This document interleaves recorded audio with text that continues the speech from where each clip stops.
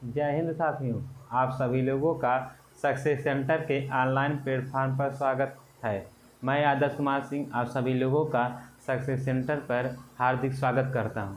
साथियों, कल हम जो है व्यंजन का वर्गीकरण पढ़ रहे थे। व्यंजन के वर्गीकरण में हमने देखा था दो भागों में बांटा था, एक अभ्यंतर प्रयत्न, एक बाह्य प्रयत्न। अभ्यंतर प्रयत्न हमारा कंप्लीट हो गया था।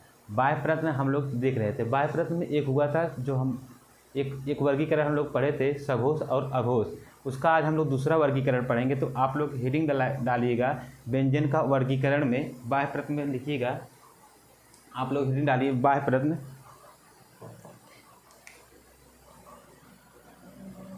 आप लोग डालिए बाह्य प्रयत्न।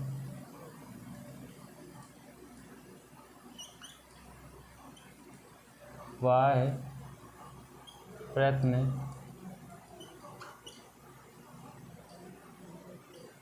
के आधार पर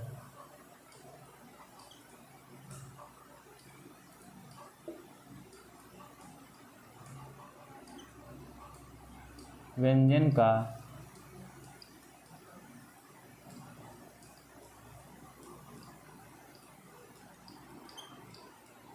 वर्गीकरण।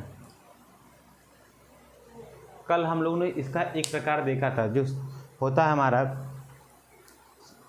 और आज हम लोग इसका दूसरा प्रकार देखेंगे। हमारा दूसरा प्रकार इसमें डालिए आप जो है प्राणत्व के आधार पर जो है व्यंजनों का वर्गीकरण।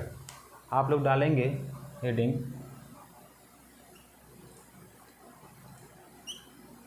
प्राणत्व के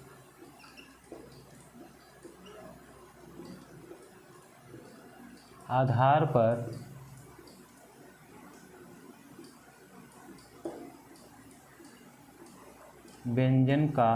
व्यंजनों का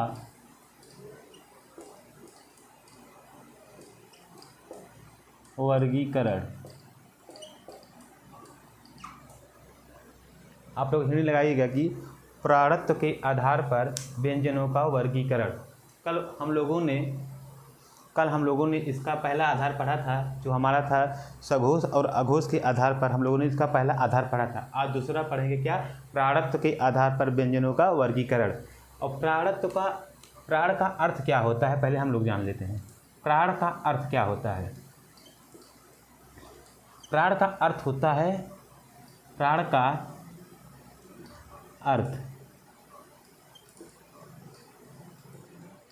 का अर्थ होता है हवा या सांस। हवा या सांस। प्राण का अर्थ क्या होता है? हवा या सांस। इसके आधार पर हम लोग दो प्रकार पढ़ते हैं। आप लोगों ने पढ़ा होगा, एक होता है अल्पप्राण, एक होता है महाप्राण। तो आप लोग डालिएगा, एक होता है कौन सा? अल्पप्राण,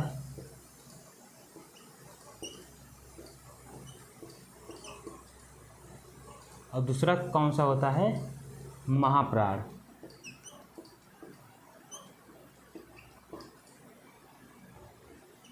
ना हम लोग क्या पढ़ रहे हैं?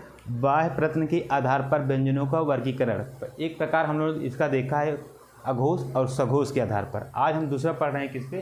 प्राणत्व के आधार पर व्यंजनों का वर्गीकरण कितने प्रकार के हैं? दो कौन कौन से होते हैं? अल्पप्राण और महाप्राण।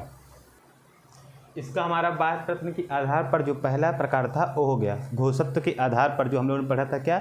घोष और अघोष। और आज हम लोग दूसरा पढ़ रहे हैं प्राणत्व के आधार पर व्यंजनों का वर्गीकरण में। क्या प्राण का अर्थ क्या होता है? हवा या सांस। आप लोग और कितने प्रकार के होते हैं? इसमें दो प्रकार हैं, एक अल्पप्राण, एक महाप्राण। आप लोग इसको नोट करिएगा। उसके बाद हम पढ़ते हैं कि प्राण क्या होता है, महाप्राण क्या होता है।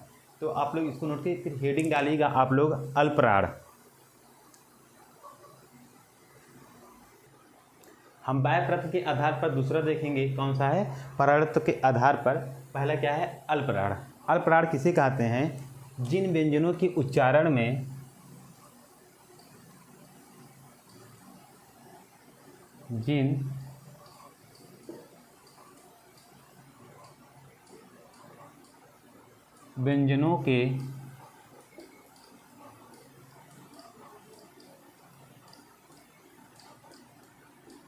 उच्चारण में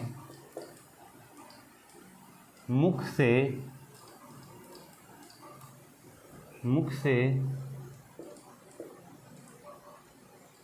कम हवा निकलती है,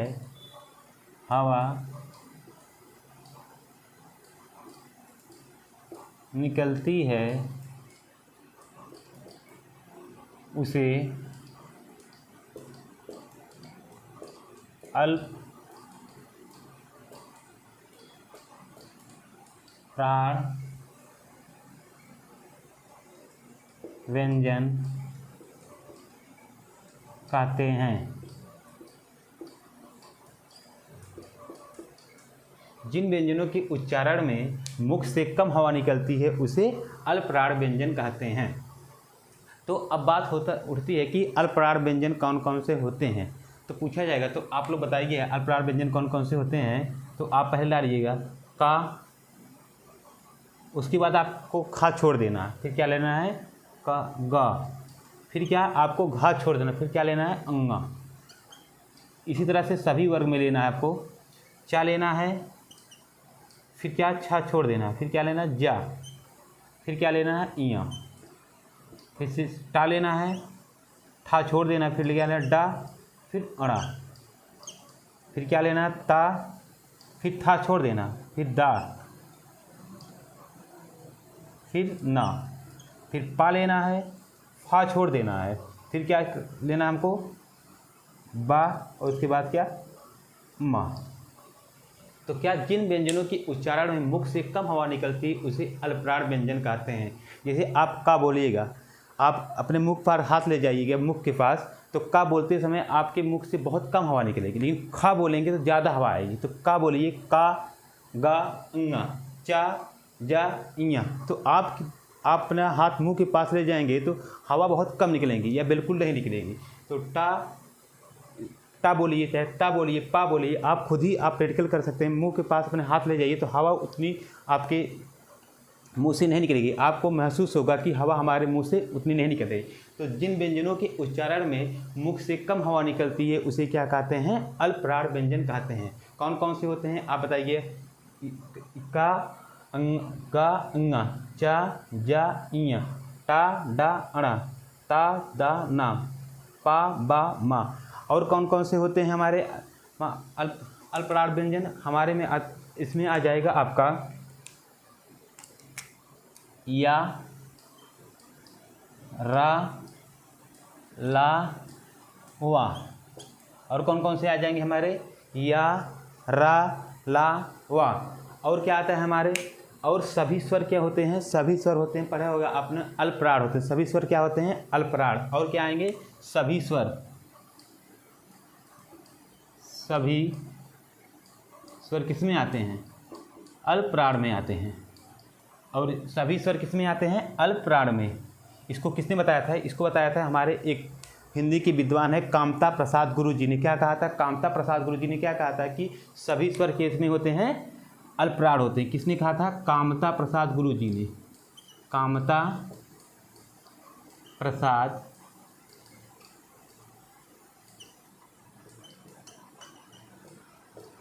गुरु जी ने स्वरों को किस में रखा था अल्पप्राण में रखा था।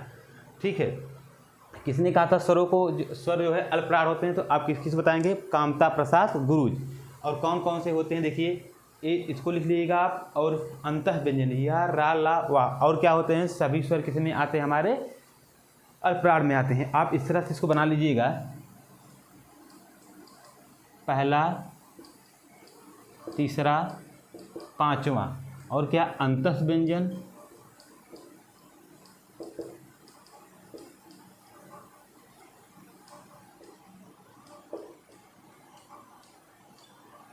और क्या सभी स्वर क्या आएंगे सभी स्वर। तो कौन अल्पप्राण में कौन कौन से आते हैं तो बताइएगा। पहला, तीसरा और पांचवा व्यंजन। और क्या आते हैं अंतः व्यंजन आते हैं और सभी स्वर आते हैं। और सभी स्वरों को किसने कहा था कि अल्पप्राण में होंगे तो कामता प्रसाद गुरु जी ने कहा था। क्योंकि स्वर जब हम उच्चारण करते हैं तो स्वर उसके उच्चारण करते समय मुख में किसी प्रकार की बाधा नहीं आती, मतलब स्वर जो है स्वतंत्र होते हैं, इसीलिए इनको अल्पप्राण में नहीं रखा गया था, महाप्राण और अल्पप्राण में नहीं बांटा गया। लेकिन कामता प्रसाद गुरुजी इसमें किसमें कहा रखा गया है, कहा कि इसमें सभी को स्वर में रखा जाएगा, क्योंकि स्वरों को उच्चारण करते समय देखिए आपके मुख से जो है हवा नहीं निकलती, इसलिए इसको क्या कहा गया, अल्पप्राण कहा गया। तो सभी स्वर क्या होते हैं, अल्पप्राण, और अंतस व्यंजन का क्या होते हैं, अल्पप्राण, और प्रत्येक वर्ग का पहला तीसरा पांचवा जो वर्ड होता है वो किस में होता है, अल्पप्राण में होता है। तो अल्पप्राण आप लोग अच्छे से नोट कर लीजिए। उसके बाद हम लोग बात करेंगे महाप्राण पे।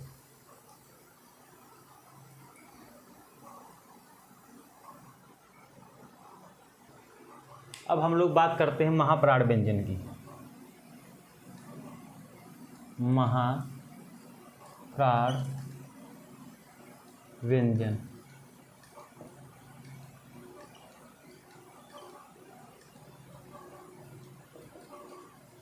आप लोग इसमें लिखिएगा, जिन व्यंजनों के उच्चारण में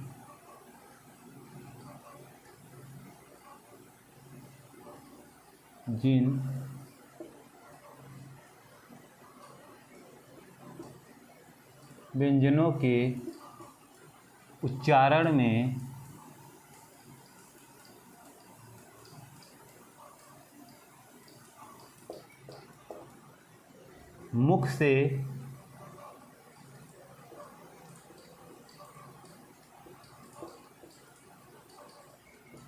हवा अधिक निकलती है,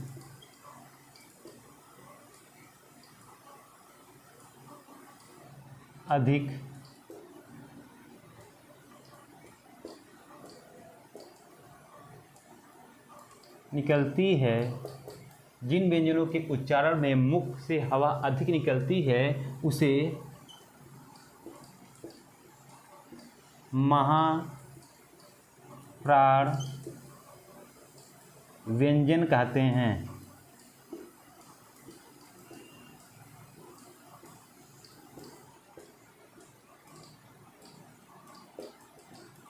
महाप्राण व्यंजन क्या होते हैं, आप लोग क्या बताइए, जिन व्यंजनों के उच्चारण में मुख से अधिक हवा निकलती है उसे क्या कहते हैं, महाप्राण व्यंजन कहते हैं। इसमें कौन कौन से होते हैं हमारे, इसमें हमारे होंगे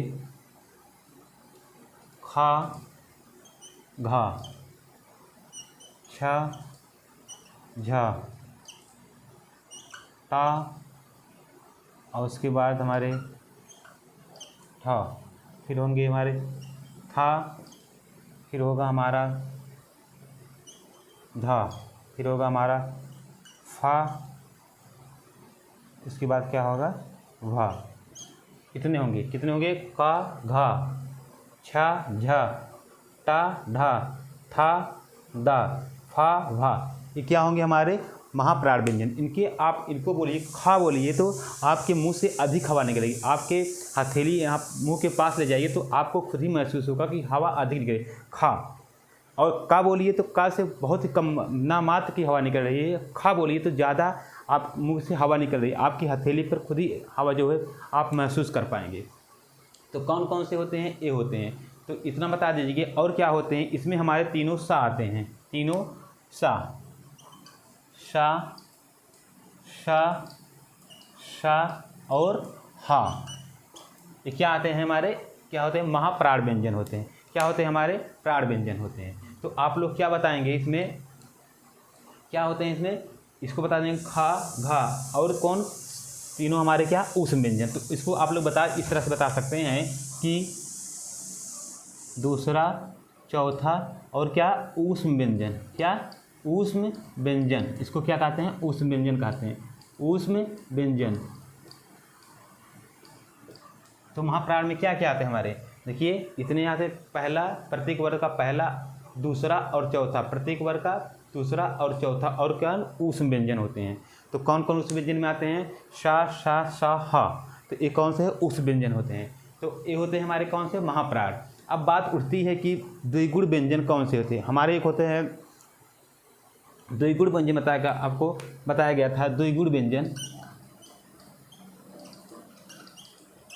द्विगुण व्यंजन आप लोग पता होगा द्विगुण व्यंजन कौन से होते हैं। एक होता है हमारा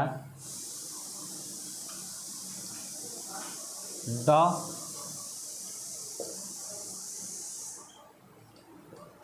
ये हमारे के यहाँ द्विगुण व्यंजन। द्विगुण व्यंजन वो होते हैं जिनके नीचे क्या लगाता है, ताड़नजात चिन्ह लगा। इस चिन्ह के बारे में आपको पहले बताया गया था।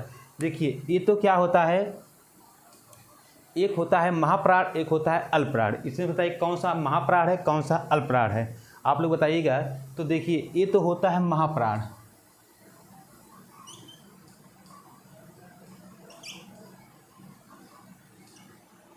और दूसरा वाला, पहला वाला क्या होगा, ये होगा हमारा अल्पप्राण। क्या होगा हमारा, तो अल्पप्राण।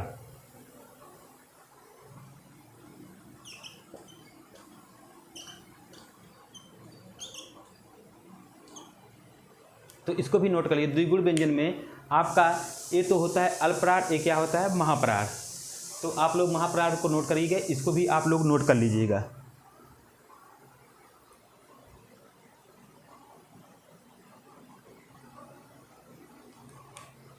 आप लोग कुछ चीज़ आप नोट करिएगा। एक होता हमारा क्या, अल्पप्राण, एक होता हमारा क्या, महाप्राण।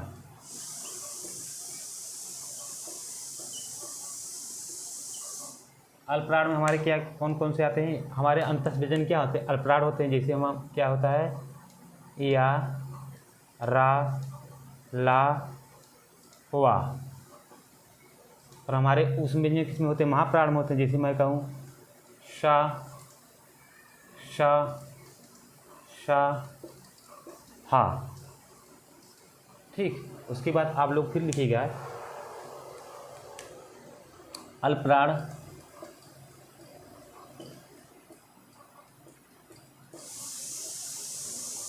उसके बाद फिर डालिएगा आप लोग महाप्राण।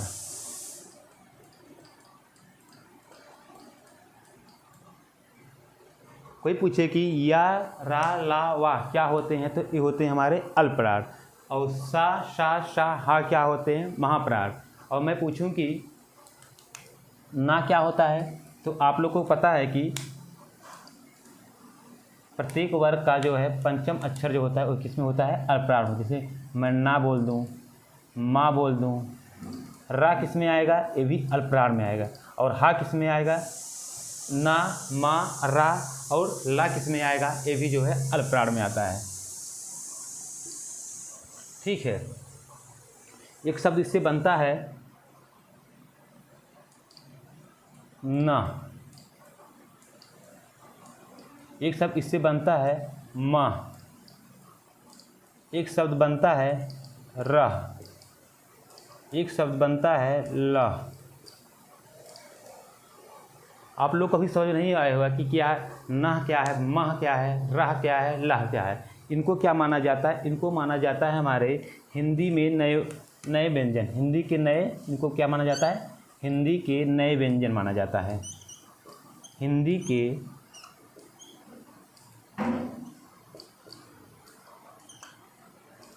नए व्यंजन। और आते किस में, इस आते हैं महाप्राण में। हिंदी के नए व्यंजन कौन कौन से होते हैं, तो आप लोग बताइए नह, मह, रह, लह। तो इनका यूज कहाँ होता है, इनका यूज हम लोग करेंगे जब हम लोग पढ़ेंगे छंद। जब हम लोग छंद पढ़ेंगे तब इसका यूज होगा। जैसे न, ये वाला है न, तो जैसे न से एक शब्द बनता है, आप लोग पता होगा। जैसे मैं लिख दूँ कान्हा,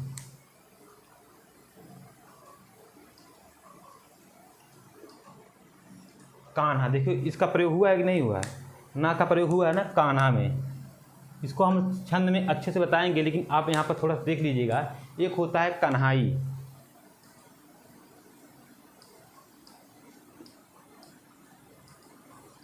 अब छंद से इसका क्या ताल्लुक है, इसको हम लोग जान लेते हैं। जैसे मैं लिख दूं कि संत में बताइए, मैं लिख दूँगी संत। आप जो छंद थोड़ा बहुत पढ़े होंगे, आपको जाने होंगे। मैं लिख दूँ संत, इसमें मैं कहूँगा आप मात्रा लगाइए, तो आप लोग इस तरह से मात्रा लगाएंगे। क्योंकि हमको पता है अगर एक आधा व्यंजन है और एक पूर्ण व्यंजन है, उसके पहले अगर क्या हो जाता है, बड़ी मात्रा लग जाती है, मतलब क्या दीर्घ स्वर लग जाता है। ठीक है। लेकिन जैसे कान्हा में पूछा जाएगा आपको मात्रा लगाने के लिए, जैसे कन्हाई में कहा जाएगा मात्रा लगाइए, तो कन्हाई में अब कैसे मात्रा इस तरह से लगेगा, यहाँ पर एक मात्रा लगेगी, यहाँ पर दो और यहाँ पर दो। यहाँ पर आप मतलब दो मात्रा नहीं लगा सकते। एक क्या सिंगल मात्रा का जो है प्रतीक है, ये क्या है, ये देखो सिंगल मात्रा का प्रतीक है, ये डबल मात्रा का प्रतीक है। लेकिन अब यहाँ पर जो है आप डबल मात्रा नहीं लगा सकते। किस लिए? क्योंकि ये क्या है, हिंदी के नए व्यंजन है। जब आप बहुत बार मात्रा में गलती होगी, कन्हाई आ जाएगा तो आप लोग डबल मात्रा यहाँ पर मार देंगे। जैसे ही आप डबल मात्रा मारेंगे यहाँ पर, तो ऐसे एक गलत हो जाए। यहाँ पर क्या लगेगा, यहाँ पर सिंगल मात्रा लगेगा। संत में भले ही डबल मात्रा यहाँ पर लगी है, लेकिन माना क्या जाएगा, एक होता है दीर्घ मात्रा, एक होता है ह्रस्व मात्रा। तो ये क्या है, ये दीर्घ है, ये क्या है, ह्रस्व है। तो यहाँ पर दीर्घ मात्रा नहीं लगेगा, यहाँ पर क्या लगे, ह्रस्व मात्रा लगे। ये आप लोगों को पढ़ाया जाएगा, जब पढ़ाया जाएगा छंद में बताया जाएगा। जैसे कान्हा हो गया, कन्हाई हो गया, कुल्हाड़ी बहुत बार पूछा जाता है, आप मात्रा लगाइए कुल्हाड़ी में। कुल्हाड़ी जैसे किससे बनेगा, कुल्हाड़ी इससे बनेगा ना।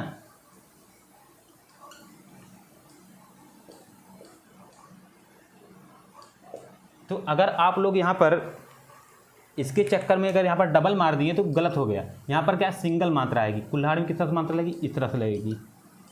ठीक है, तो संत में भले ही डबल लगेगा, लेकिन ये हिंदी के क्या है, नए व्यंजन है। तो हम लोग इसको छंद में अच्छी तरह से पढ़ेंगे। थोड़ा बहुत यहाँ पर जानकारी दी गई है, लेकिन ये हिंदी के नए व्यंजन के किस में आते हैं, महाप्राण में आते हैं। किस में आते हैं, महाप्राण में आते हैं। तो आप लोग इसको नोट कर लीजिएगा, उसके बाद आगे बात करते हैं हम लोग।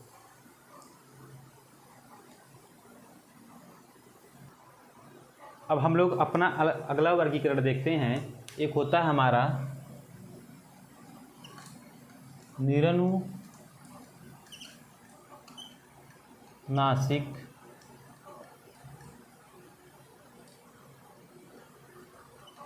तथा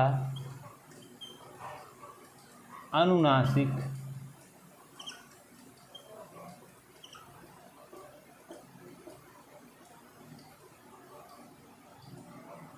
के आधार पर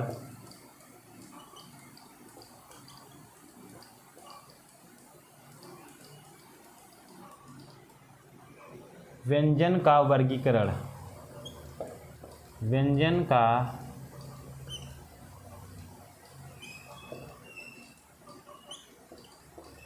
वर्गीकरण किसके आधार पर, निरनुनासिक और अनुनासिक। निरनुनासिक और अनुनासिक हम लोगों ने स्वर में पढ़ा था, आप पिछली वीडियो में इसका बताया गया था, तो आप लोग उसको देखिएगा। यहाँ पर फिर से बताइए कौन से निरनुनासिक व्यंजन होते हैं, कौन से अनुनासिक व्यंजन होते हैं, इसके आधार पर हम लोग देखेंगे। तो हम लोगों को पता होगा, एक को डाल लीजिए आप लोग निरनुनासिक, एक डालिए आप लोग अनुनासिक।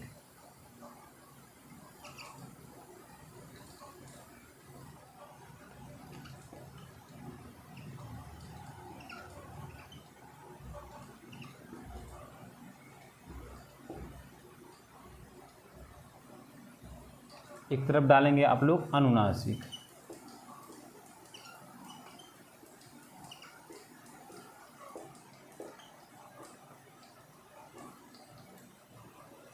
अनुनासिक का अर्थ क्या होता है, अनुनासिक का अर्थ होता है जिनके उच्चारण में हवा नाक और मुंह दोनों से निकलती है। और निरनुनासिक में क्या होता है कि हवा केवल कहाँ से, मुख से निकलती है। तो इसके आधार पर व्यंजनों का वर्गीकरण किया गया है। तो आप लोग लिखिएगा कौन कौन से व्यंजन आते हैं निरनुनासिक में। का वर्ग, का खा गा घा। और इंगा किस में आता है, अनुनासिक में आता है। फिर चा छा जा झा, इया किस में आता है, अनुनासिक में आता है। ये अनुनासिक व्यंजन है। फिर ता ठा डा ढा, ये किस में आता है, अड़ा, अनुनासिक में आता है। फिर हमारे होंगे इसमें ता था दा धा, ना किस में आता है, अनुनासिक में आता है। और फिर हमारे होगा पा फा बा भा। और माँ किस में आता है, अनुनासिक में आता है। तो निरुनासिक में कौन कौन से आते हैं आप लोग देखिए, का, खा, गा, घा, और अंगा कहाँ आ रहा है, उसमें आ रहा है। चा, छा, जा, झा, इया, इया क्या है, अनुनासिक में आ रहा है। टा, ठा, डा, ढा, अड़ा किस में आ रहा है, अनुनासिक में आ रहा है। ता, था, दा, धा, ना किस में आ रहा है, अनुनासिक में आ रहा है। पा, फा, बा, भा, ये किसमें, निरुनासिक, और ये इसमें अनुनासिक। निरुनासिक का मतलब है कि इसके उच्चारण में हवा केवल मुख से निकलती है, और अनुनासिक का मतलब यह होता है कि इसके उच्चारण में हवा कहाँ से निकलती है, मुख और नाक दोनों से निकलती है। तो और इसमें कौन से आते हैं, इसमें आता है हमारा, आप लोग लिखिए, अंतस व्यंजन या, रा, ला, वा। और कौन से आते हैं हमारे, और हमारा आता है शा, शा, मूर्धन सा आएगा, शा, शा, शा, और हा। तो ये कौन होते हैं, ये हमारे देखो इतने क्या है, निरुनासिक व्यंजन है। क्या है, निरुनासिक व्यंजन। और ये क्या है, अनुनासिक व्यंजन।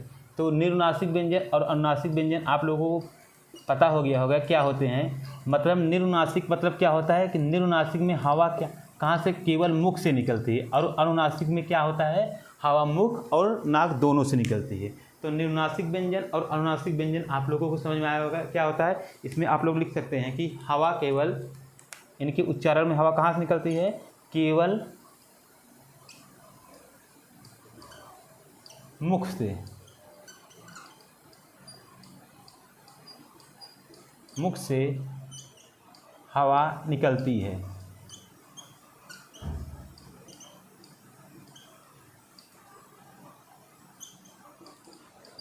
इसमें क्या होता है, मुख और नाक दोनों से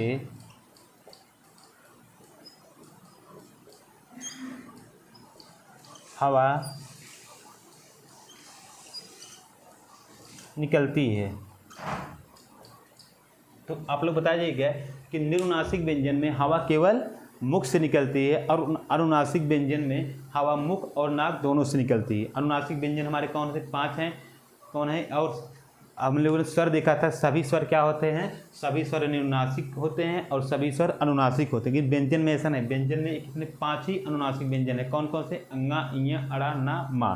तो आप लोग इसको नोट करिए, उसके बाद हम लोग चलते हैं अगले वर्गीकरण पे।